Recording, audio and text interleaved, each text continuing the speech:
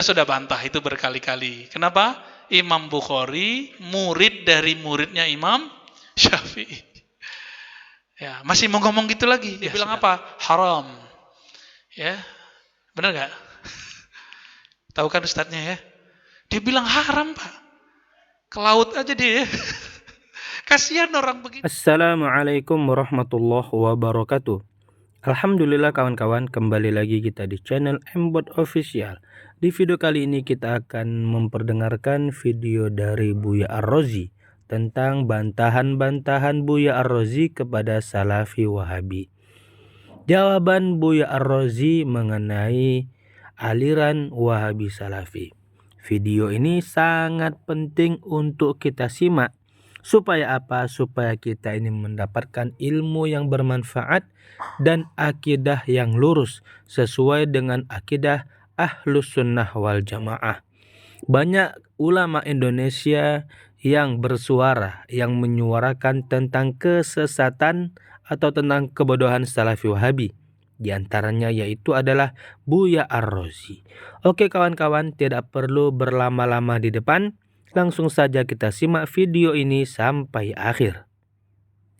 Salah satu karakter dari ajaran Salafi adalah mengingkari taklid. Mengingkari taklid. Nah, sekarang kita definisikan dulu, apa itu taklid? Apakah sama taklid yang kita fahami, yang ulama kita fahami dengan taklid? Kalau dulu kan debatnya NU Muhammadiyah, sekarang udah nggak masuk ya. Udah nggak ada orang NU Muhammadiyah udah nggak debat begini Pak. NU Muhammadiyah sudah lewat perdebatan ini. NU sudah buat rumah sakit hari ini. NU sudah buat university hari ini. Seperti Muhammadiyah udah lebih dulu buat rumah sakit. Saya lama ngajar di rumah sakit Islam. Bertahun-tahun kita. Sampai kemudian ya udah nggak bisa lagi ya. Bentrok dengan jauh dari kampus. Begitu juga NU Muhammadiyah udah nggak repot-repot ngomongin ini mazhab apa nih, udah nggak repot lagi. Karena mereka sudah punya lembaga namanya Bahsul Masail di NU, lembaga tarjih di Muhammadiyah. Udah nggak ada urusan. Udah selesai. Tapi sekarang muncul lagi nih, perdebatannya mirip kayak tahun 70-an, 80-an, 90-an, nah, bapak-bapak tahulah ya. Persis mirip lagi, cuma bedanya kalau dulu Kiai NU, Ustadz Muhammadiyah, sekarang yang ngaku ahlu sunnah dengan yang ahlu sunnah beneran gitu. Nah, dulu mereka jelas organisasinya, sekarang enggak. Nama ahlu sunnah mereka ambil. Lalu mengatakan inilah ahlu sunnah. Itulah sebabnya banyak kawan-kawan kita yang baru hijrah itu nyerempet ke sana Pak. Karena namanya membingungkan. Ini salah satu cara dakwah mereka. Ya. Apa taklid versi mereka? Taklid versi mereka mengikuti tanpa pengetahuan. Mereka sebut taklid buta kepada seorang imam. Nah, itu sederhana itu definisinya. Mengikuti seorang imam atau ajaran-ajarannya dengan taklid buta. Jadi taklid itu diulang-ulang lagi.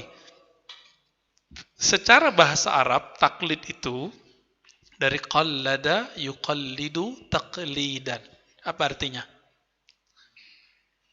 Mengikat. Jadi kalau saya mengikat sesuatu supaya dia ngikut saya atau saya terbawa olehnya, maka saya ikat badan saya ke sesuatu. Lalu terikat. Kemana dia pergi, saya ke bawah. Namanya taklid. Ya. Qallada yuqallidu taqlidan. Lalu dibedakanlah. Persis seperti perdebatan NU Muhammadiyah dulu. Kami tidak taklid, kami ittiba. Ittiba siapa? Ittiba Allah dan Rasulullah dan salafus saleh. Begitu. Ketika kita kejar apa makna ittiba, oh ternyata tahu dalil ini HR Bukhari, hadis riwayat Bukhari. Itu yang disebut ittiba versi Salafi atau Muhammadiyah dulu waktu masih debat sama NU. Sekarang udah nggak begitu lagi ya. Tapi ini muncul lagi nih. Cukup tahu ini hadis riwayat Bukhari, Muslim, atau ini ayat berapa, itu sudah disebut naik dari taklid ke ittiba. Menurut siapa? Salafi. Makanya mereka nggak mau tahu. Yang penting search aja. Ambil dari website mana, share. Bagi mereka, begitu sudah disebut ittiba. Benar nggak? Ya, antum yang berhadapan terus di grup, ya kan? Jadi nge-share, nanti ada dalam kurungnya, ini kitab Syanu, ini perkataan Syekh Isul Islam, Ibnu Taimiyah, ini hadis riwayat fulan. Mengetahui dalam kurung itu apa, riwayat siapa, itu sudah disebut ittiba versi Salafi. Kalau bagi kita yang bermazhab, mazhab kita apa Pak, masih ingat? Masa nggak ingat ya? Beneran nih mazhab Syafi'i? Serius. Itulah enaknya Indonesia. Kalau di Arab sana, satu kota, satu desa, itu sudah banyak mazhab, Pak. Jadi beda desa udah beda mazhab. Orang kita ini kan patuh-patuh sama kiainya. Ya, santai aja, mazhab selesai. Mau diganti sekarang nih, mau ditukar. Sebenarnya nggak masalah sih. Cuma caranya nggak fair. Dia mau menawarkan satu mazhab baru, nggak apa-apa, tapi jangan batalkan mazhab orang. Ya, dia ingin menawarkan ittiba, nggak usah jelekin taklid. Sebenarnya nggak ada masalah. Masalahnya mereka mulai mencela taklid, mencela bermazhab. Itu aja sih masalahnya. Nah, maka Syekh Ali Jum'ah mengatakan salah satu ciri khusus yang mencolok dari Salafi ekstrim, berarti nggak semua Salafi. Salafi yang ekstrim. Suka mencela, mengingkari siapa saja yang bertaklid. Nah, ini kata ini nih, yang kemudian diurai oleh beliau. Lalu taklid menurut kita apa? Taklid menurut kita, itu mengikuti seorang imam, mazhab, tanpa mengetahui dalilnya, atau cara mengurai dalilnya. Nah, maka taklid terbagi dua bagi kita. Ada dua tingkatan. Tingkatan paling bawah, paling rendah. Taklid kita nggak tahu. Yang penting Imam Syafi'i, udah. Yang penting Imam Ahmad bin Hambal, udah. Gitu. Kenapa? Saya percaya Imam Syafi'i, Imam Ahmad bin Hambal, Imam Malik, Imam Abu Hanifah, imam yang ahli kitab, ahli Quran dan ahli sunnah.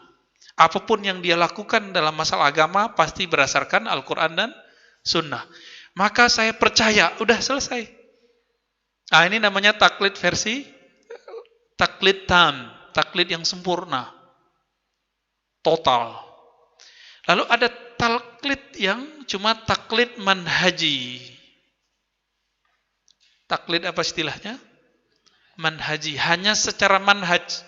Contohnya, alhamdulillah hampir semua amal dalam rukun Islam yang 5 itu saya hafal Pak dalilnya. Mulai dari syahadat sampai haji. Bisa dibacain satu-satu kalau mau. Ya, kita hafal Pak, alhamdulillah dalilnya. Tapi ketika saya membaca kitab Al-Um, kita tercengang. Canggih sekali cara berpikir Imam Syafi'i, menggabungkan riwayat yang kadang berbeda, yang kita nggak kebayang bagaimana dia kok bisa berpikir menggabungkan ini, lalu muncullah satu pemahaman. Pemahaman itu nggak keluar dari ayat, nggak keluar dari hadis. Sayangnya kitab Al-Um itu belum diterjemah, Pak. Ya. Malaysia ya, aduh repot, Pak. Bahasa Malaysia ya, mungkin yang pintar bahasa Melayu silakan. Ya, teman-teman kita orang Malaysia beruntung tuh sudah ada terjemahannya. Itu bukan yang ringkasan loh, Pak ya. Yang berjilid-jilid. Semoga nanti teman-teman kita yang ahli terjemah, yang ahli sunnah mau menerjemah. Amin. Ya, nanti Bapak tinggal baca itu kitab. Ya. Canggih luar biasa. Ini saya insya Allah nih Januari awal ini sudah selesai nulis sifat salat Nabi, tapi masih bahasa Arab. Riwayat Imam Syafi'i. Nah, nanti kita bedah di sini kalau mau. Sama Pak kayak kita salat di sini persis sama, nggak jauh beda. Nanti biar naik aja dari taklid sempurna menjadi taklid manhaji. Kok masih disebut taklid? Karena sistemnya kita pinjam dari Imam Syafi'i, walaupun kita sudah tahu dalilnya. Disebut taklid manhaji. Bagi salafi itu sudah disebut ittiba. Maka kalau boleh disebut ittiba'nya salafi itu masih taklid versi kita. Paham maksudnya? Ya. Jadi nggak usah tersinggung lagi nanti Pak kalau dibilang ente kok taklid? Iya taklidnya aneh itu itibanya ente gitu, ya. Gitu aja Pak masalahnya. Di salafi itu ideal memang. Ini ideal Pak, bagus. Bahwa bapak-bapak ini, ibu-ibu ini, mas-mas ini, adik-adik itu harus tahu semua dalil yang diamalkan. Bagus gitu. Bagus. Tapi sanggup nggak? Dalil takbir tahu nggak? Duluan takbir apa angkat tangan? Ayo berapa dalil? Hadis Anas bin Malik, Abu Hurairah, Ibnu Umar, Abu Sa'id Al-Khudri. Ayo yang mana mau ya? Tuh, itu jadi pusing Pak. Maka diringkaslah oleh Imam Ibnu Hajar. Ketika mazhab itu berkembang dengan kalam ulama, beliau kerucutkan kembali ke kalam Nabi. Muncullah kitab Bulughul Maram. Nah, saya suka tuh dengan kitab Bulughul Maram itu. Suka sekali. Cuma Bulughul Maram itu bukan untuk pemula, Pak. Tapi untuk taklid manhaji. Jadi dia sudah mengerti nih kalam-kalam ulama, udah ngerti kitab Matan Takrib, udah ngerti kitab Minhaj, udah mengerti kitab Iqna, udah mengerti kitab-kitab ini, baru dia masuk ke Bulughul Maram. Cuma karena jamaah udah kebelet nanya dalil, ya udahlah kita bilang aja ke teman kita, Tat, antum ngajarin deh kitab Bulughul Maram, semua dalil ada di situ. Ya. Dan di situ terlihat bahwa itu kan dalam mazhab Syafi'i saja itu sudah ada perbedaan, Pak. Kalau saya boleh ringkas, Bulughul Maram ini kalau boleh disebut ringkasan dari Ma'rifatus Sunan wal Athar karya Imam Al-Baihaqi. Kalau boleh diringkas, Pak. Ma'rifatus Sunan wal Athar pengembangan dari kitab Ini versi ahli hadis. Nanti versi ahli fikih beda lagi. Nah, saya fikih Syafi'i saya lebih dominan ke gaya ahli hadis. Itu sebabnya sama teman saya Habib Ges aja udah beda Pak, beberapa kaul Syafi'iyah kita. Nggak ada masalah. Saya mendahulukan dalil, dia mendahulukan kaul, baru masuk ke dalil. Saya baru masuk ke kaul. Jadi kita dalil dulu, baru kemudian kalam. NU sama kayak, karena Habib Ges kan NU. Ya, NU itu cari dulu kalam ulama, baru dalil gitu. Saya mau tanya ke Bapak, mungkinkah satu dalil bisa pemahamannya lebih dari satu faham? Bisa. Kenapa itu? Manhaj. Karena maka manhaj memahami teks itu beda. Manhaj nahu, nanti nahu yang dikemukakan. Ada yang manhajnya versi ahli tarikh, dia lihat nanti muncullah nasih mansuh. Ada yang manhajnya jamak, dia gabung aja nih. Dia cover semua hadis itu, diambil mana semuanya, digabung. Makanya kita kalau habis sujud, duduk antara dua sujud, bacaannya panjang nggak? Padahal di hadis Imam Bukhari dan Muslim itu ya paling cuma Rabbighfirli.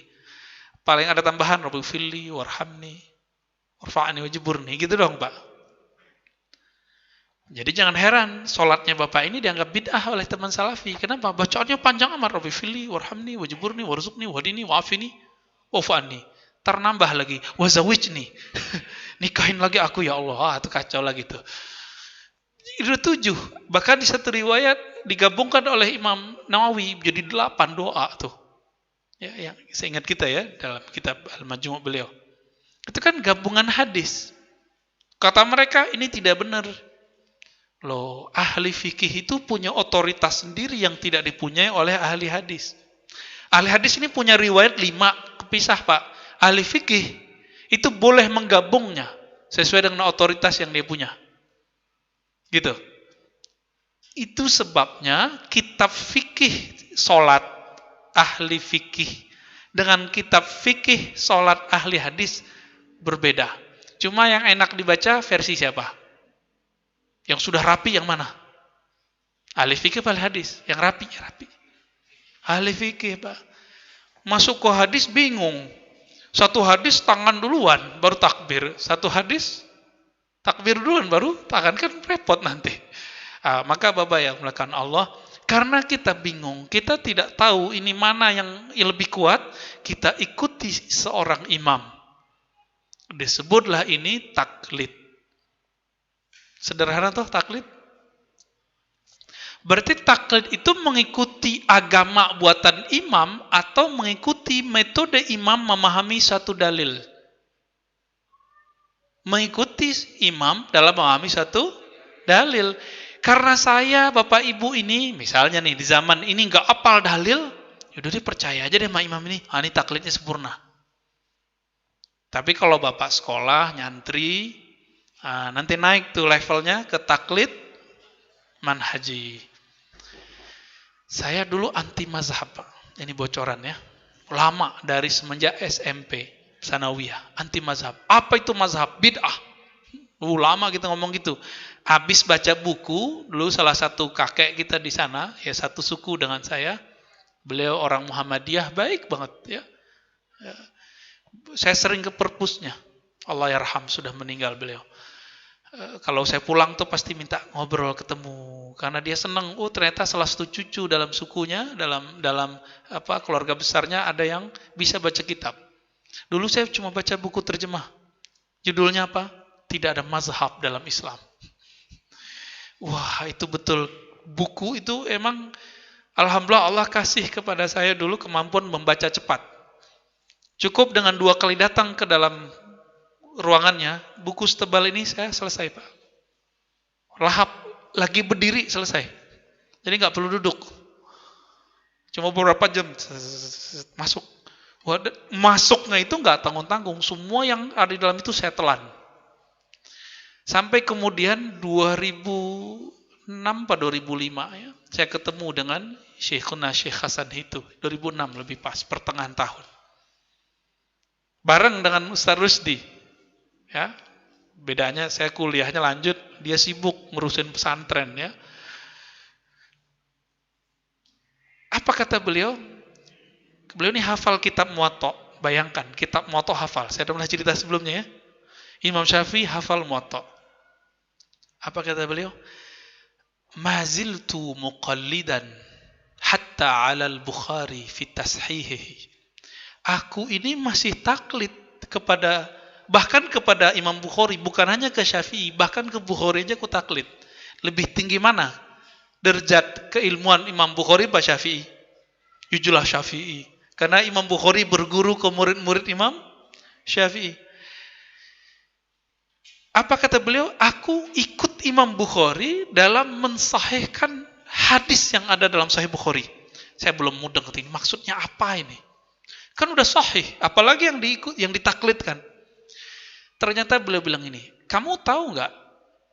Hadis yang di Sahih Bukhari itu diriwayatkan dengan silsilah sanad dari fulan, dari fulan, dari fulan, dari fulan, dari Nabi.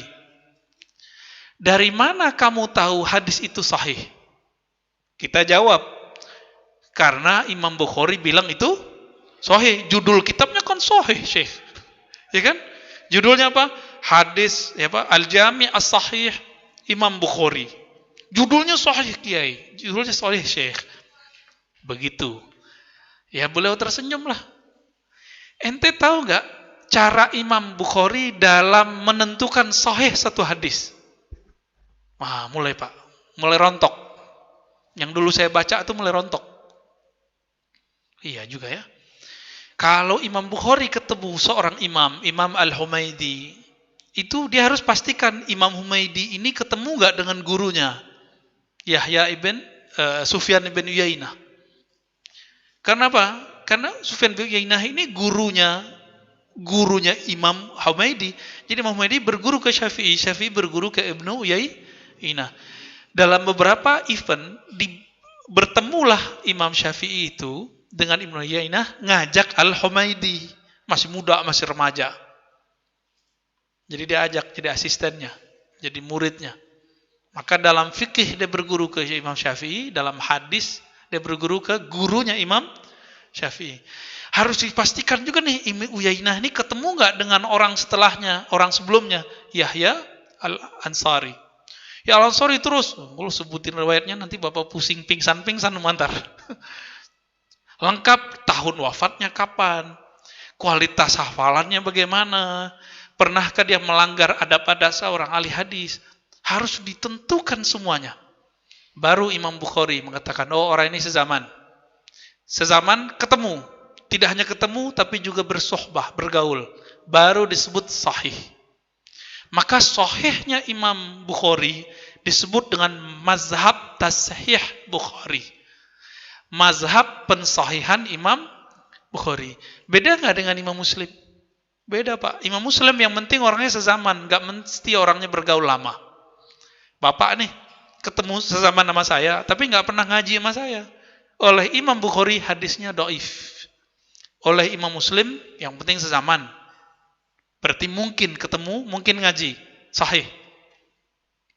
Dua imamnya udah beda, guru sama murid. Tahu dari mana kita ini ketemu gak ketemu?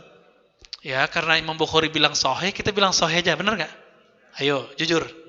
Coba tanya kepada teman-teman kita. Saya juga bertanya, antum, wahai sahabatku salafi, bukankah mengatakan sahih Bukhari itu sahih karena Imam Bukhari yang bilang sahih, bukan karena antum yang meneliti itu sahih? Kami di Ma'had Darussunnah, Ma'had Al-Ali, Al-Dauli, itu khusus untuk hadis Pak, untuk mahasiswa. Lulusannya dapat ijazah hadis, lisans fil hadis. Boleh ngajar kitab-kitab hadis. Kami 4 tahun dididik hanya untuk meneliti dan menentukan ini sahih tidak sahih, sahih tidak sahih. Setiap hari kita baca hadis, baca riwayat. Nanti setiap sepekan kita masuk satu kelas khusus untuk menentukan hadis. Mengkritik riwayat, mengkritik rawi, mengkritik orang yang bilang sahih, ternyata belum tentu sahih. Orang yang bilang dhaif, belum tentu dhaif. Itu kita kritik semua. Alhamdulillah Allah berkahi. Ya. Bertahun-tahun kita kemudian bergumul dengan itu, ya ada kejenuhan juga Pak. Kan itu ilmu alat, ilmu hadis itu ilmu alat, bukan ilmu maksud. Dia cuma perangkat, bukan tujuan. Yang tujuan tuh ilmu fikih, ilmu akidah, ilmu tasawuf. Itu ilmu tujuan tuh. Nah, perangkat ini dibutuhkan untuk ulama. Yang bukan ulama, kalau ubaru nggak usah. Antum ubaru kan? Taib. Jadi kita taklid nggak kepada Imam Bukhari dalam menentukan Sahih Bukhari? Hatta Syekh bin Baz, hatta Syekh Utsaimin, Salafi, itu taklid kepada Imam Bukhari. Inilah makna Imam Syafi'i ngomong, idza sahhal hadis fahuwa mazhabi. Jika hadisnya sahih, itu mazhabku. Sahih menurut siapa? Menurut Imam Syafi'i. Ternyata Imam Syafi'i punya kriteria sahih sendiri. Semua yang ada dalam kitabnya, dalam itu menurut beliau sahih. Menurut beliau, karena itu mazhabnya. Tidak mungkin Imam Syafi'i memasukkan hadis yang menurut beliau tidak sahih. Sahih itu ada ragamnya Pak, nggak mesti nyambung. Ada yang terputus, mursal namanya, tapi diperkuat oleh mursal yang kedua. Ribet tuh masuknya. Jadi seorang ahli fikih, ahli hadis, ketika digabung, nah itulah Imam Syafi'i orangnya. Ya. Kita kan fikih dikit, hadis dikit. Ya. Nah, khususnya saya, Allah lebih lama taruh saya di hadis Pak. Maka untuk fikih, saya tidak begitu mendalami. Karena fikih saya udah saya ceritain tadi, fikih ahli hadis. Jadi kadang-kadang sering tabrakan juga sama teman-teman NU ya. Dalam masalah furu, nggak ada masalah sih. Kadang-kadang tabrakan juga dengan Muhammadiyah, ya nggak ada masalah. Itu masalah furu, beda-beda tipis. Kita saling-saling maklum aja. Saya juga kadang beda sama Habib Gis, beda sama Ustaz Rusdi. Nggak ada masalah. Bahkan saya beda juga dengan guru saya. Boleh nggak? Ya boleh. Imam Syafi'i beda sama gurunya kok. Yang penting tahu posisinya, di mana dia boleh berbeda. Berbedanya bukan menghina. Ini kalau menghina hilang keberkahannya. Ya, saya tidak pernah tuh dapat kitab kalam Imam Syafi'i meremehkan Imam Malik, nggak ada. Nggak ada satupun Pak. Maka Allah berkahi mazhab Imam Syafi'i sampai hari ini. Apakah kebayang Imam Syafi'i? Mazhab Syafi'i dipakai di Masjid Al-Isra, Jalan Winong, ya bener ya? Enggak kebayang sama Imam Syafi'i. Kenapa? Karena beliau tulus mengembangkan mazhab, bukan karena pengen terkenal. Ya, beliau tulus aja. Ya Allah, ini hadiahku untuk umat. Maka umurnya pendek kan? 150 lahir, 204 wafat. Umurnya berapa berarti? 54. 54 sudah wafat. Tapi umur ilmunya sampai hari ini kita sudah dapat. Beliau nulis buku umur 25-an, Pak. 25, 30 udah nulis buku. Jomblo-jomblo. Jadi jomblo yang produktif lah ya. Apalagi bapak-bapak yang sudah matang ini. Matang ubannya, Pak.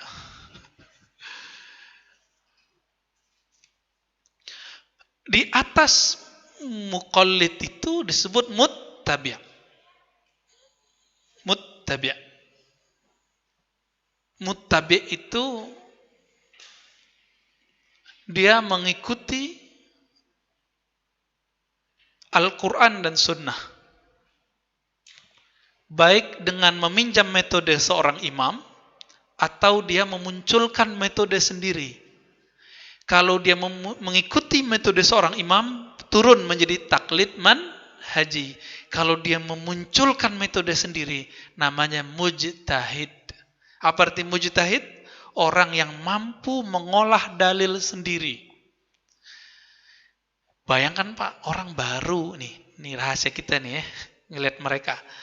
Mereka baru hijrah, sekolah umum, terus sekarang bilang, gak boleh taklid, langsung ittiba. Gimana tuh Pak? Kiai 30 tahun ngabdi di pesantren, nyantri bertahun-tahun, sampai sekarang Kiai bilang apa?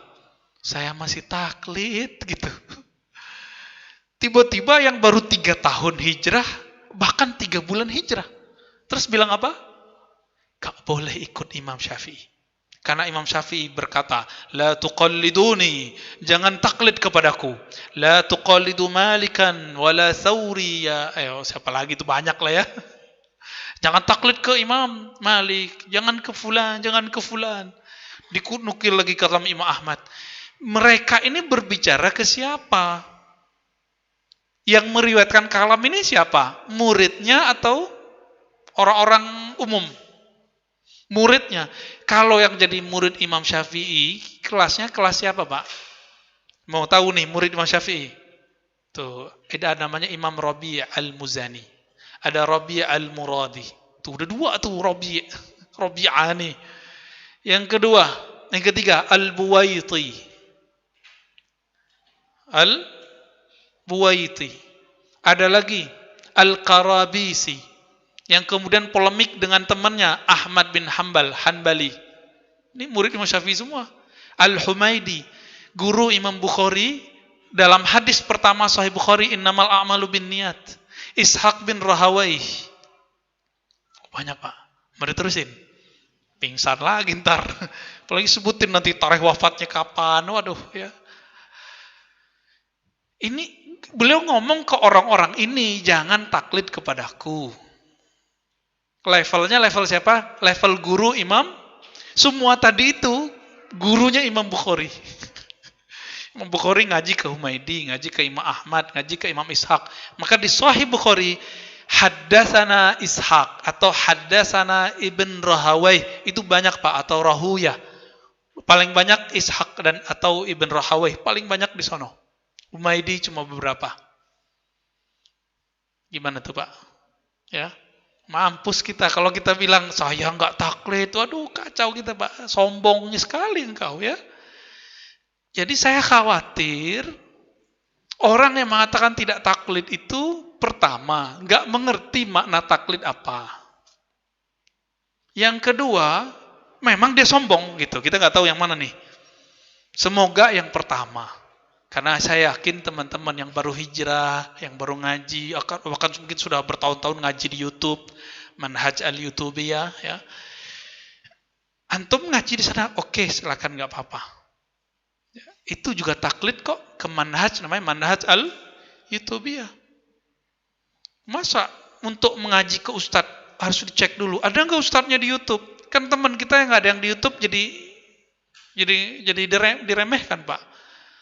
Teman kita yang nggak masuk ke YouTube banyak yang lebih alim dari kita. Terutama di fikih banyak sekali yang alim.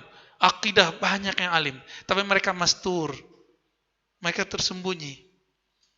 Jadi nanti kalau berguru di sini jangan yang ada di YouTube, Pak. Nanti salah niat tar, ya. Enggak sahih nanti niatnya. Taib. Nah, lalu di sini beliau menukillah kalam-kalam beberapa ulama, ya. Misalnya Syekh Hasanain Makhluf, ya. Beliau punya kitab Bulughus Sul, ya. Apa kata Hasanain Makhluf? Ini beliau ulama tahun 90-an, ya, abad 1900-an, berarti abad 20. Jadi ketika kita ikut seorang imam, bukan ikut agama baru buatan imam itu. Tapi kita percaya bahwa imam ini nggak keluar dari Al-Quran dan Sunnah. Itu maksudnya, nggak lebih dari itu. Yang paling lucu apa? Anak-anak muda baru ngaji, bahkan ada bapak-bapak sebagian, tapi dikit ya. Mengatakan begini, dalil itu hanya Alkitab dan Sunnah. Ini benar nggak nih? Ayo, yang udah ngaji fikih di sini, usul fikih. Dalil cuma Alkitab dan Sunnah, benar nggak? Ternyata ada ijma, ada qiyas. Sholat tarawih 20 rakaat itu pakai ijma, Pak. Karena nggak ada di Quran, nggak ada di hadis. Ya kan? Apalagi boleh berzakat dengan beras, bahkan dengan fulus itu ke qiyas, zakat fitrah. Nggak ada di Quran, nggak ada di sunnah. Boleh nggak di Quran berzakat dengan ATM? Itu udah nggak? Atau pakai mobile banking? Udah bid'ah amat tuh, Pak. Ulama kita paham ini namanya wasail, bukan maqasid. Ini cuma perangkat. Yang penting maksudnya nyampe. Orang berzakat dianterin manual atau kirim transfer, mana Pak orang pilih sekarang? Transfer tuh kan, mata duitan. Kita udah survei, Pak. Setiap kali pengajian itu saya tanya ke bapak-bapak, kamu pilih beras apa duit? Semua sepakat, D, Ustaz, D. Duit. Gak mau dia B, Pak. Padahal B besar kan. Lalu dinukil juga di sini kalam Imam Syatibi. Nah, di halaman 652, Imam Syatibi ini sering mereka dalam tanda kutip kalam-kalamnya diperkosa. Apalagi nih istilahnya nih. Jadi Imam Syatibi ini diimagekan anti kepada taklid. Padahal beliau bermazhab Maliki secara manhaj, bukan kaul. Jadi dia taklid juga, tapi taklidnya manhaji. Jadi taklid manhaji ini boleh disebut ittiba. Karena itulah ittiba versi orang yang anti taklid. Kalau begitu para kiai taklid enggak, Pak? Kalau versi mereka, kalau mereka mengerti sebenarnya kiai itu gimana? Ayo. Ini saya kasih bocoran, Pak. Dalil itu ada yang berupa nas riwayat. Itu dikumpulkan oleh ahli hadis. Ada yang berupa pemahaman dirayat. Dikumpulkan oleh ahli fikih. Maka kitab fikih itu adalah dalil sebenarnya. Karena dia ringkesan dari dalil-dalil ahli hadis. Bahkan ahli hadis nggak mengerti ini apa yang diriwayatkan kecuali dibaca kitab ahli fikih. Jadi membaca kitab fikih sudah sama dengan membaca dalil.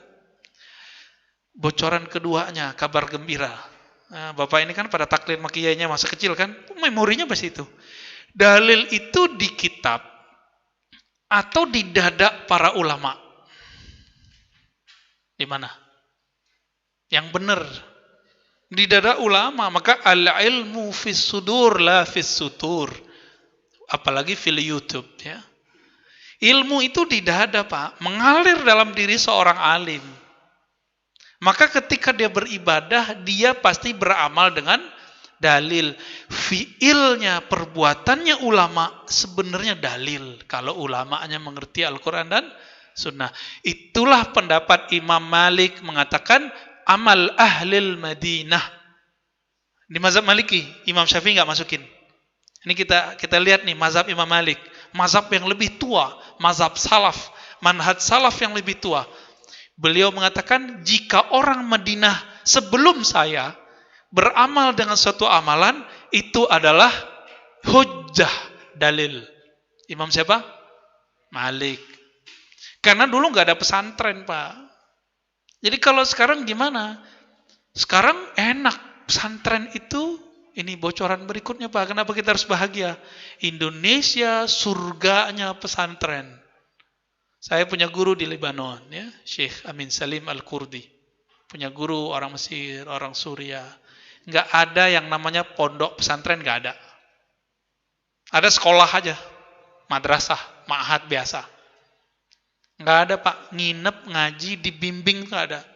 Bahkan Universitas Islam di Madinah itu, yang sering kita dengar teman-teman kita tamatan sana, itu cuma tinggal di asrama, nggak disantriin, nggak. Tradisi santri itu tradisi ulama Indonesia. Gimana tuh? Masih main-main sama Islam Indonesia. Jadi Islam Indonesia ini original kevalidannya itu sangat tinggi. Sangat-sangat tinggi. Bapak jalan-jalan ke pesantren-pesantren tradisional di Banten, ya, di Jawa Tengah, di Jawa Timur, sampai ke Lombok, itu mereka apal Pak kitab Matan Takrib, ya. Orang Saudi itu bingung, kok ada orang di dunia hafal Matan Alfiyah. Mereka kalau mau anaknya hafal dikirimlah ke Mauritania, ke Maroko, Maghrib atau Mauritania, kan dulu disebut Marok, ya, Maghrib. Dikirim ke sono supaya hafal kitab Matan Alfiyah, perangkat membaca Al-Quran dan Sunnah, ilmu bahasa. Teman-teman kita mah itu mah sambil tiduran dia lepas beres sama dia. Dibaca dari belakang juga bisa. Bisa dites Pak. Dites. Antum yang tamatan Madinah atau tamatan Mesir, tapi tidak pernah nyantri seperti nyantrinya teman-teman kita di Jawa, di Banten, di Jawa Tengah, Jawa Timur, itu lebih jago dia. Saya sampai sekarang itu bingung Pak, karena saya nggak pernah nyantri di Jawa kecuali setelah saya kuliah. Dulu ngalong ya, dulu ngaji di surau, ngajinya belagu, langsung ke Ihya Ulumuddin, langsung ke Hikam. Jadi umur 12 tahun saya sudah ngaji Hikam. Kan kebalik. Kalau di Jawa orang ngaji alat dulu, puncaknya ngaji Hikam sama Ihya. Di Lirboyo, tuh di Jombang, ya, di Lasem. Siapa nih Gus Baha itu juga ya, di mana tuh? Ya itu mereka dibalik ilmu perangkat dulu. Di kampung saya dibalik, saya ngaji kitab begitu dulu baru belajar perangkatnya. Makanya ketika ke Jawa saya kaget-kaget. Ya Rob, ini orang kok hafal Alfiyah ya? Akhirnya karena saya istigholnya dalam ilmu hadis, fokus di ilmu hadis, kita mengajarkan dan membaca, ada lagi namanya Alfiyah dalam ilmu hadis, karya Imam Ali Raqi dan Suyuti. Santri saya ada yang hafal satu tuh, sekarang ke Yaman, mau ke Yaman Pak. Orang Bekasi. Ya, alhamdulillah. Jadi ini tandingan nih. Ini Alfiyah bahasa, ini Alfiyah hadis. Ya walaupun saya nggak hafal, yang penting saya ngajarin dia sehingga dia hafal. Ya semoga jadi amal jariah nanti. Amin. Taib. Di sini beliau menyebutkan kalau diringkas nanti ya, apa yang saya sampaikan ini nggak jauh berbeda dengan apa yang beliau katakan. Jadi kira-kira wajib nggak Pak taklid? Kalau Bapak ini saya suruh ambil Sahih Bukhari, teliti, ini sahih apa enggak sahih? Sanggup enggak? Ya. Ini langsung bilang putus asa aja langsung wajib. Saya ambil nih satu hadis. Bapak berani enggak teliti ini sahih apa enggak sahih? Oh kan sudah ada Syekh Albani. Syekh Albani kan juga meneliti. Karena dia meneliti dan tidak hafiz, tidak hafal apa yang dia teliti, ditulislah oleh Syekh Saggaf namanya, Said As-Saggaf ya. Sama ya, Habib Ghis As-Saggaf juga ya. Sama-sama Yaman tuh. Dalam hadis orang ini bisa dipakai di akidah, kita kritik juga nih orang ya. Apa kata dia? Dia nulis kitab Tanaqudat Albani Al-Wadihat. Kontradiksi Albani dalam menilai hadis ini sahih, hadis yang sama di kitab yang lain dibilang dhaif atau dibilang hasan. Berapa dikumpulkan? Hatta alf hadisan. Bahkan sampai seribuan hadis. Bayangkan Pak. Seribuan yang dikumpulkan oleh siapa? Hasan bin Ali As-Saggaf. Dulu dia akidahnya Asy'ari bermazhab Syafi'i. Belakangan kayaknya dia buat mazhab sendiri Pak. Saya nggak tahu tuh. Konflik juga tuh dengan guru-guru kita di Yordan. Dia pindah ke Yordan sekarang. Tapi ala kulli hal kitabnya membantu. Syekh Hasan itu dulu ketika saya tanya perihal Albani, beliau bilang ente ikra hadal kitab. Baca kitab ini. Kata Saggaf. Karena secara keilmuan kita boleh. Kaget. Ternyata ada jilid 2-nya, ada jilid 3-nya. Apa yang didoifkan oleh Syekh Albani diteliti lagi oleh salah satu murid Syekh Yasin Al-Fadani, murid Syekh Al-Ghumari, namanya Syekh Said Mamduh, guru kawan-kawan saya di Mesir. Syekh Said Mamduh. Sekarang ini kalau boleh saya jujur Pak, ahli hadis plus fikih, riwayat dan sanad dan matannya, riwayat sanad dan matannya full. Itu beliaulah sekarang. Beliau mengumpulkan sanad ulama di dunia dan memahami apa yang beliau sanadkan itu berikut dengan isinya dalam mazhab Syafi'i. Siapa nama syekhnya? Syekh Said Mamduh. Ahli hadis Pak. Itu kalau kita colek baca hadis sendiri keluar hadis. Dan dia meneliti ternyata Syekh Albani berani mendhaifkan apa yang dalam Sahih Bukhari 2 hadis. Ayo Pak. Syekh Albani berani mendhaifkan yang di dalam Sahih Bukhari 2 hadis. Kalau kita ini mendhaifkan dalam Sahih Bukhari disebut menista hadis, menista sunnah. Kiri orang Albani kok enggak? Enak amat ya. Terus dalam Sahih Muslim penelitian beliau, Syekh Albani mendhaifkan beberapa rawi. Rawi itu meriwayatkan beberapa hadis. Sebagian yang sudah diteliti oleh beliau muncullah 35 hadis yang didhaifkan oleh Albani rawinya, dan itu adalah Sahih Muslim. Bayangkan 35 hadis. Ini Sahih Muslim nih. Padahal dia sendiri tidak istiqomah dalam tidak konsisten dalam mendhaifkan dan mensahihkan hadis. Ini orang nggak mau tahu. Orang taunya, oh Syekh Albani, ya sudah. Orang mau tahu begitu aja. Maka orang-orang ini dia sudah taklid kepada Syekh Albani.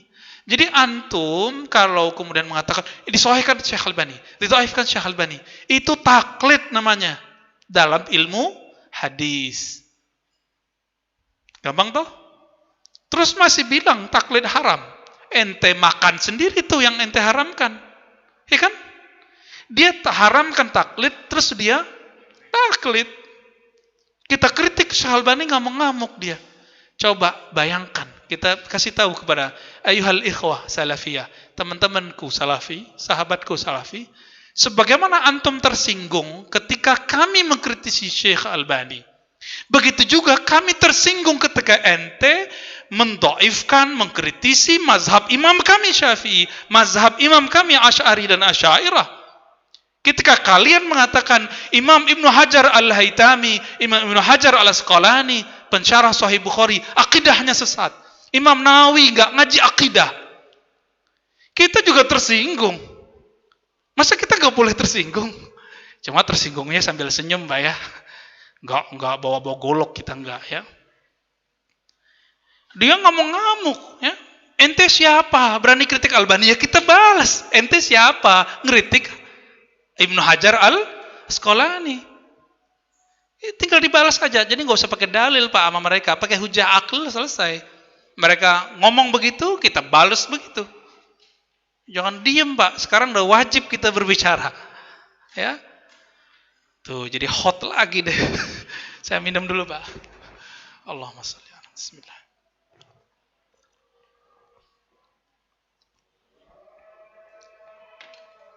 Ya, silakan azan dulu.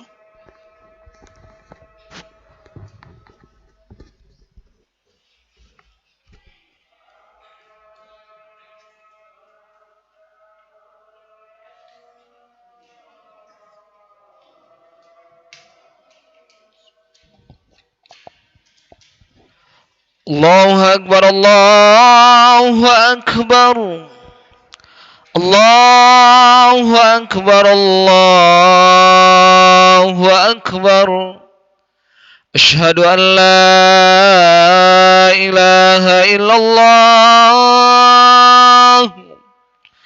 أشهد أن لا إله إلا الله أشهد أن محمد رسول الله أشهد أن محمد رسول الله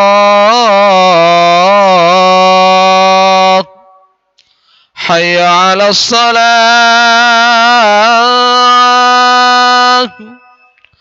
حي على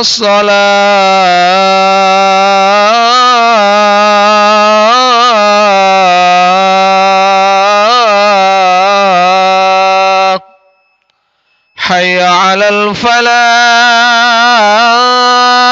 الفلاح حي على الفلاح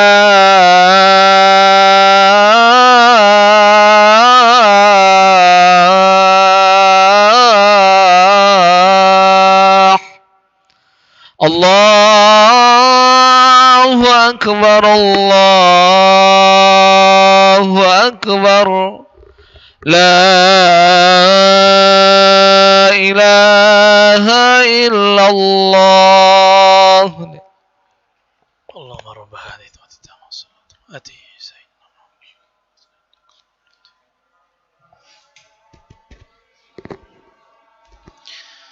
رضيت بالله ربا وبالإسلام سيدنا النبي ورسول alhamdulillah rabbil alamin. Baik, kita lanjut. Bapak Ibu yang melakukan Allah, ikhwan akhwat fillah.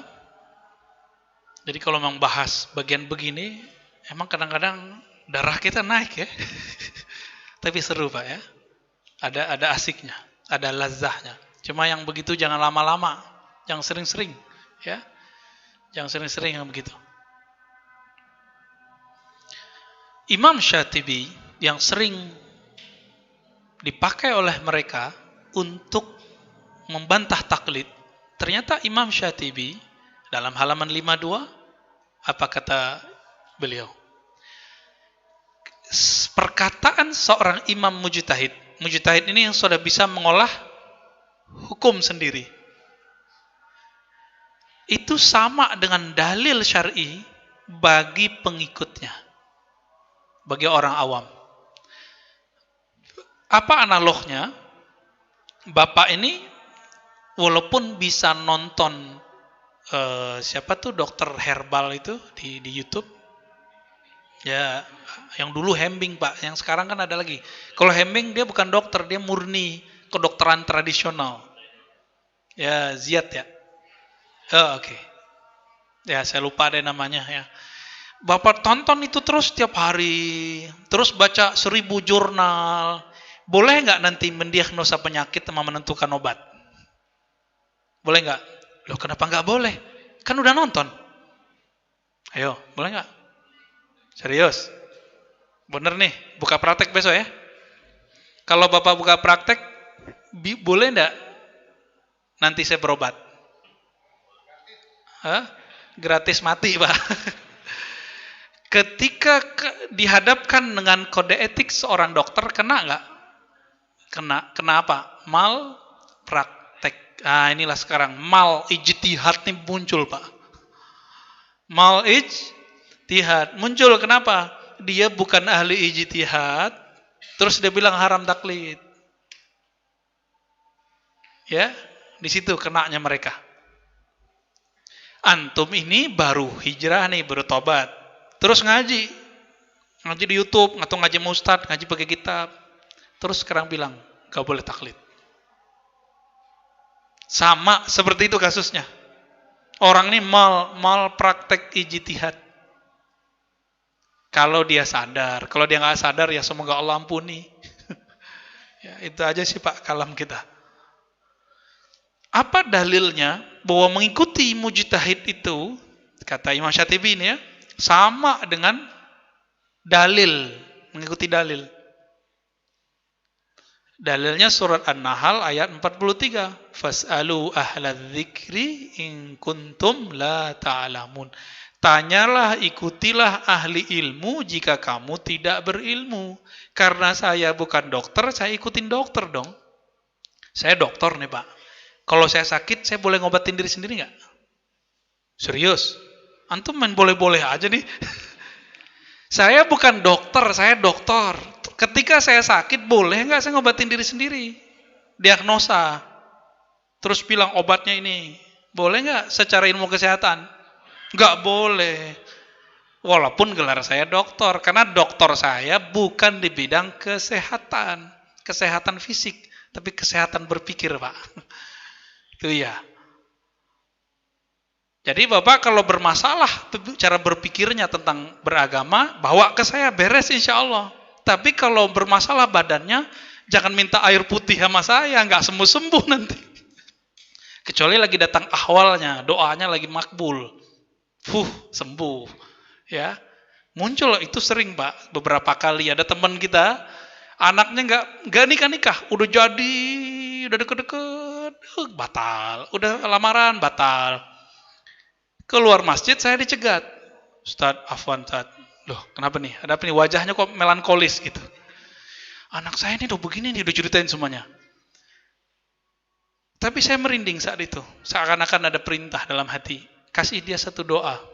Dalam Al-Quran, doanya Nabi Musa. Rabbi inni lima anzalta ilayya min khairin faqir. Baca 100 kali tiap malam.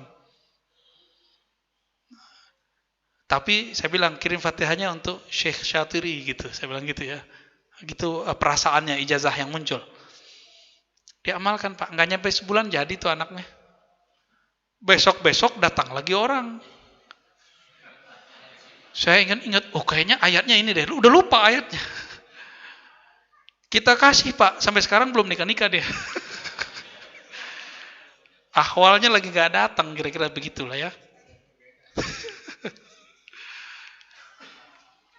Apa dalilnya Bapak Ibu ini nggak wajib berittiba kalau nggak sanggup? Dalilnya banyak di Quran surah Al-Baqarah ayat terakhir.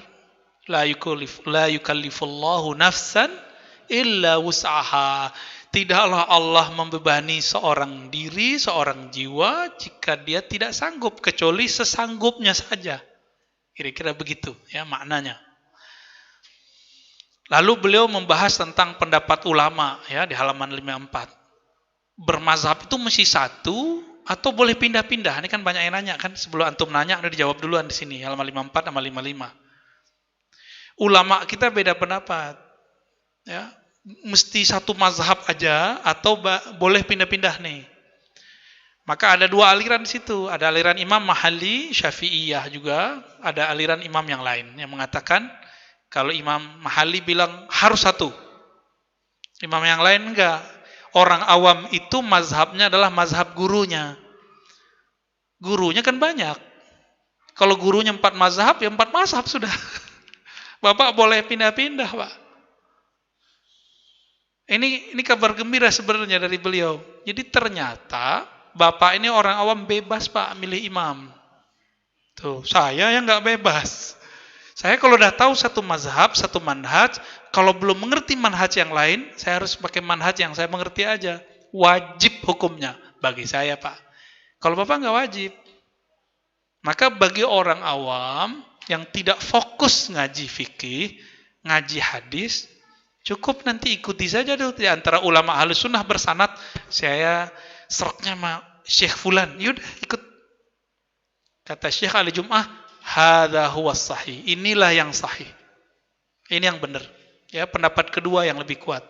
Pendapat pertama itu mungkin cukup untuk tempat-tempat yang sudah mapan mazhabnya. Mungkin Indonesia dulu termasuk ya. Dulu Pak. Sekarang kan sudah dimubardir lagi ya masalah Salafi kan. Maka kita harus tampilkan bahwa mazhab Syafi'i itu beragam. Saya ditegur oleh Syekh Badi Sayyid Al-Laham, beliau ahli hadis, ahli fikih juga. Ngajarin waktu itu ilmu hadis sama ilmu fikih kepada kami. Hasyiah Ibn Qasim kemudian tadribur rawi, lalu hafalan arba'in, semuanya itu saya setorankan ke beliau. Beliau mengatakan, antum ya, idza qara'tum al-mazhab kullaha mazhaban wahidan, satajid al-mazahib kullaha fiha. Ya. Ya. Ente kalau baca satu mazhab aja, baca semua perdebatan yang di dalamnya, nanti ketemu semua perdebatan yang ada di mazhab seberang. Berarti kita ini kalau serius saja di mazhab Syafi'i, kita ketemu Pak nanti ulama yang mengatakan sentuhan sama istri nggak batal. Ada, dan saya pakai itu. Antum jangan pakai itu, kan nggak tahu dalilnya. Ya, ngasih tahu aja Pak. Tapi hatalan sampai sekarang harim saya, istri saya, kalau saya sentuh dia ulang wudhu. NU soalnya. Saya tidak besar di komunitas NU. Saya komunitasnya beda gitu. Syafi'inya beda lah. Gak masalah, saya sentuh. Saya sholat habis itu. Makanya saya jarang Pak mau jadi imam. Kecuali saya ulang wudhu lagi. Saya jarang, kenapa? Karena sebelum berangkat ke sini, saya udah megang istri saya dulu. Tuh, kita kasih tahu Pak ya. Makanya aneh gak mau antum jadi makmum. Ya. Walaupun saya punya hak jadi imam misalnya. Kenapa? Khawatir nanti merusak keyakinan orang di belakang. Apalagi saya sudah cerita ini. Ya kan? Kecuali saya biasanya wudhu dulu nih. Nah, itu kalau antum tawarin jadi imam pasti langsung ke depan situ. Ya. Nah, itu rahasianya kenapa saya jarang jadi imam. Taib. Nah, lalu di sini di halaman 57 beliau bercerita tentang bantahan orang tentang dalil itu cuma 2. Ya, orang bilang dalil cuma 2. Nah, dibantah sama seperti jawaban kita tadi. Ternyata dalam ilmu usul fikih dalil banyak, lebih dari 2. Maka slogan-slogan ma qalallahu wa rasuluhu batil ya, yang mengatakan hanya kalam Allah, hanya kalam Rasulullah, ini kalam sahih tapi maksud dia batil. Maksud dia batil. Kalamnya sahih enggak? Inilah perkataan Sayyidina Ali ketika membantah mereka. Perkataan Ibnu Mas'ud ketika membantah Khawarij. Jadi Ibnu Mas'ud, Ali bin Abi Thalib ketika membantah Khawarij. Kalamnya sama. Ibnu Mas'ud waktu itu membantah bibit-bibit Khawarij. Apa kata Sayyidina Ali? Ya. Kalamul haq yuradu bihil batil. Kalamnya benar. Ma qalallahu wa rasuluhu. Kalam Allah, kalam Rasul. Benar enggak nih? Benar, mengikut kalam Allah, ikut kalam Rasul. Tapi kalam ini mereka giring untuk meruntuhkan mazhab. Padahal mazhab itu adalah isinya kalam Allah dan kalam Rasul. Walaupun disebutkan Imam Syafi'i berbeda dengan Imam Fulan. Itu bukan imamnya yang beda. Imamnya ketemu dalil yang berbeda gitu. Atau antum membayangkan Imam Syafi'i itu berkalam bukan dengan hadis Nabi. Pernah gak kepikiran itu? Wah, tuduhan besar itu Pak. Buhtanun azim. Tuduhan besar itu. Hati-hati. Yang paling konyol apa Pak? Tidak boleh ikut Syafi'i. Ikut Bukhari aja. Dan kita sudah bantah itu berkali-kali. Kenapa? Imam Bukhari murid dari muridnya Imam Syafi'i. Ya, masih mau ngomong gitu lagi? Ya sudahlah ya. Nah, kira-kira begitu Pak. Nah, penjelasan beliau nih, hujah-hujahnya di sini ada, termasuk kalam Imam Syafi'i tadi ya. Jika ini sahih, pasti itu mazhabku. Menurut mereka, kalau Imam Syafi'i ngomong idza sahhal hadis fa huwa mazhabi, jika hadisnya sahih itulah mazhabku, itu sahih menurut Albani menurut mereka. Ini hadis ini sahih nih menurut Albani, pasti ini nanti jadi mazhab Syafi'i. Enggak. Ini sahih menurut Imam Syafi'i. Banyak kok hadis yang sahih menurut Imam Syafi'i, tidak sahih menurut Bukhari. Banyak Pak. Bahkan sebaliknya juga ada. Hadis yang sahih menurut Imam Bukhari, enggak sahih menurut muridnya Imam Muslim. Contoh, mau tahu contohnya? Hadis mengenai kewalian. Man adali waliyan faqad azantuhu bil harb. Hadis qudsi. Siapa yang memerangi waliku, aku nyatakan perang. Itu hadis menurut Imam Muslim itu tidak sahih. Tapi beliau tidak pernah katakan itu. Beliau cuma tampilkan dalam kitabnya hadis-hadis tentang kewalian, tapi nggak muncul hadis ini. Tapi Imam Bukhari tampilkan hadis itu. Syekh Albani tertipu dengan penilaian ulama mengenai rawi yang ada di situ. Dikira Imam Bukhari nggak mengerti kualitas rawi itu, keadaan rawi itu. Dia dhaifkanlah ini hadis. Padahal hadis ini sudah dicek oleh Imam Bukhari, hadisnya sahih. Gitu. Ya, kalau ada orang bantah Bukhari, walaupun selevel Albani, ya sama kayak orang mau meruntuh gunung tapi pakai hammer. Pakai pacul. Gunung Pak segitu dia mau hancurin, ya dia yang hancur. Ya, dia yang hancur. Nah, inilah yang mau kita ingatkan. Berdasarkan ini Bapak Ibu yang melakukan Allah, jadi untuk kita, bukan untuk mereka, karena mereka sudah punya ustadz sendiri, imam sendiri.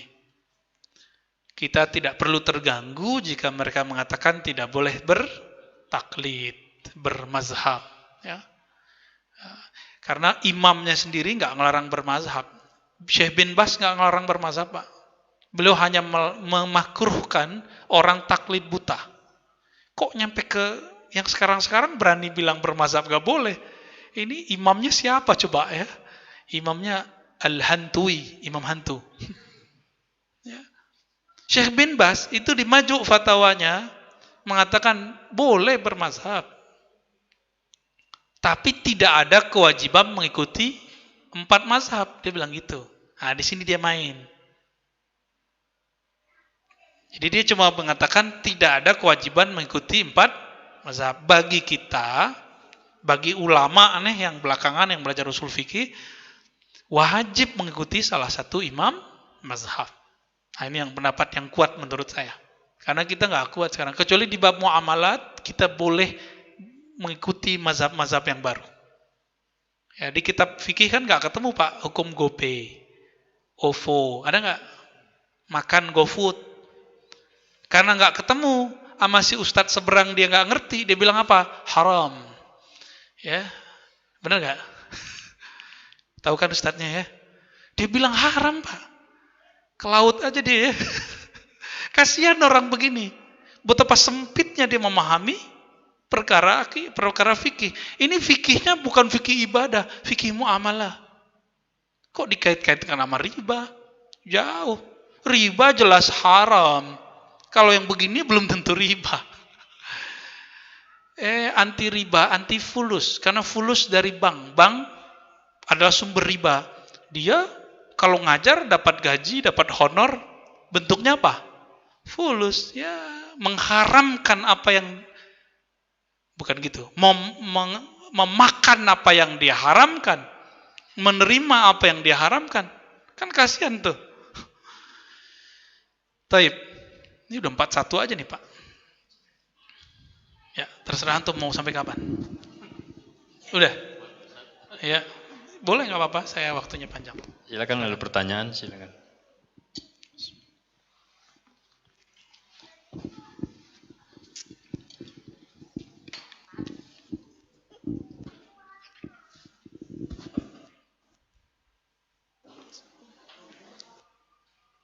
Nanti kalau bisa ada ustadz ngajarin matan zubat Pak di sini. Itu tamatan Yaman tuh pada bisa semua tuh. Matan zubat, fikih, syafi'i itu asik kalau ngaji. Anak-anak kita kalau apal lu canggih. Nanti anak-anak kecil nih disuruh berdendang baca kitab zubat. Masya Allah, indah kalau tempat ini walaupun nggak pesantren, tapi orang mulai membaca. Ya, kalau enggak ya matan takrib terjemahan cukup. Ya, sekarang dunia sudah mudah kok. Ada yang nanya? Enggak ada. Alhamdulillah. Ya, sangat jelas berarti ya. Baik, Bapak Ibu yang dimuliakan Allah, kalau kita simpulkan bahwa pengertian taklid mazhab antara kita dan salafi berbeda. Bagi mereka kita dianggap mengikuti membabi buta. Tidak. Bagi kita taklid ada dua versi. Bahkan bagi kita, ittiba'nya mereka itu masih taklid versi bawah bagi kita. Karena mereka tahu teksnya, dalilnya, tapi tidak tahu cara mengolah dalil yang disebut manhaji. Yang mahal itu adalah mengolah dalil, manhajnya. Nih dalil nih, gimana cara mengolahnya? Nah, ini namanya ilmu manhaj, manhaj usulul fiqh. Disebut juga ilmu ijtihad, ilmu istinbat, ilmu meramu dalil sehingga kemudian menjadi persoalan itu terang benderang. Nah, terakhir, karena ini mau akhir tahun, sebelum antum nanti nanya ke orang-orang, ini selesai aja di sini, mengucapkan selamat Natal. Hukumnya apa? Ayo. Boleh. Serius Pak, ntar dibilang liberal lagi antum. Mengucapkan selamat Natal harus didefinisikan dulu. Jadi cara ahli fikih menjawab persoalan, definisikan dulu persoalannya. Natal, apa arti Natal? Maulid, kelahiran. Kelahiran siapa? Kelahiran Isa bin Maryam atau Isa ibnullah. Kalau yang dimaksud Isa bin Maryam, maka boleh Pak mengucapkan selamat Natal. Tapi kalau yang dimaksud Isa ibnullah, baru jadi perdebatan panjang, kita hindari saja. Karena ada implikasi tauhidnya. Perdebatan ini bukan perdebatan saya, ini perdebatan ulama Saudi, hanya minoritas sedikit. Selebihnya ulama di dunia itu membolehkannya, karena masuk ke bab Isa bin Maryam, kemudian masuk ke bab muamalat. Bab muamalat, dalilnya apa? Surat Al-Mumtahanah ayat 8, 9, 10. Boleh berbuat adil, boleh berbuat baik kepada non-muslim selama mereka tidak mengusir kita dan tidak berbuat zalim kepada kita, mengeluarkan kita dari negeri kita. Itu boleh. Itu sebabnya di Mesir mereka bukan 25 Januari, tanggal 6 atau 7 Januari, 25 Desember, tapi tanggal 6 atau 7 Januari. Itu ulama itu datang ke sana utusan ke Koptik, gereja Koptik. Sekedar mengatakan selamat kelahiran Isa bin Maryam. Gitu Pak bahasanya. Ya. Dalilnya ada di surat Maryam, ya. Nabi Isa mengatakan selamat atasku pada hari aku lahir, gitu. Jadi ini bukan masalah liberal nggak liberal, ini masalah fatwa murni. Jadi tolong diingat-ingat, ini bukan masalah liberal, plural, enggak ada urusan itu. Itu masalahnya kita memahami ini versi akidah atau versi muamalah. Kalau versi akidah harus jelas Ibnullah atau Ibnu Maryam. Kalau Ibnu Maryam aman. Muamalat, jika mereka tidak jahat kepada kita, maka sebatas mengucapkan selamat kelahiran Nabi Isa bin Maryam, maka ulama kita mayoritas itu membolehkannya. Mayoritas, ini bukan kalam saya. Tapi karena kita orang Indonesia, mayoritas Muslim, kita bukan pejabat, bukan direktur. Perlu nggak ngucapin selamat Natal? Ya nggak perlu Pak. Kecuali Pak punya tetangga gitu ya. Kalau tetangga bisa, kalimatnya umum aja, selamat ya, gitu. Nggak usah bilang selamat Natal, gampang. Ya, biar nggak terjebak. Ini yang disebut al-khuruj minal khilaf, mustahab. Keluar dari zona perdebatan itu dianjurkan. Ini orang lagi debat nih ulama di sini. Udah kita keluar. Saya nggak ngucapin selamat Natal, tapi saya ngucapin selamat gitu. Nah, dulu konfliknya Buya Hamka dengan pemerintah Soeharto itu kan masalah diksi ini. Tapi bocoran dari anaknya Buya Hamka ngucapin selamat Natal Pak ke tetangganya. Ya, ini versi anaknya. Jadi nanti kalau ada menteri agama, presiden, wakil presiden, menteri mengucapkan selamat Natal, hukumnya gimana? Kafir atau tetap Islam dia? Tetap Islam, ya. Jadi ini persoalan sudah lama dan kita harus terang benderang. Antum kan maunya hitam putih. Nah, inilah jawabannya, ya. Wallahu ta'ala alam bisawab. Semoga Allah mengampuni kita, selalu meridhoi kita, membimbing kita kepada jalan kebenaran. Saya bukan orang paling benar, hanya berusaha mencapai kebenaran Allah subhanahu wa ta'ala. Nas'alullaha ar-rasyad ila sabilil haq. Allahumma ya man huwal haq, arsyidna lil haq. Allahumma ya muqallibal qulub, tsabbit qulubana ala dinika wa ta'atik. Ya Allah yang maha benar, bimbing kami ke jalan kebenaran-Mu. Ya Allah yang memegang, yang menggenggam hati kami, jiwa kami, tetapkan jiwa kami, hati kami dalam taat, dalam syukur dan bagus beribadah sampai akhir hayat kami. Allahumma rabbana atina fid dunya hasanah wa fil akhirati hasanah wa qina adzabannar wa khtim lana bil khairat waghfir lana wa limasyayikhina walil hadirin wal hadirat. Ampuni kami, guru-guru kami, orang yang hadir di masjid ini, orang yang membangun masjid ini, orang yang berwakaf dan berinfak di masjid ini. Amin rabbal alamin. Wa sallallahu ala nabi Muhammad walhamdulillah. Alhamdulillah kawan-kawan, itulah tadi beberapa jawaban, beberapa pelajaran yang disampaikan oleh Buya Ar-Razi Hashim mengenai Wahabi Salafi. Dan insya Allah di video-video kedepannya kita akan mengupload tentang jawaban Salafi Wahabi yang akan disampaikan oleh Buya Ar-Razi. Terima kasih yang sudah menonton video ini, semoga bermanfaat. Silahkan share. Assalamualaikum warahmatullahi wabarakatuh.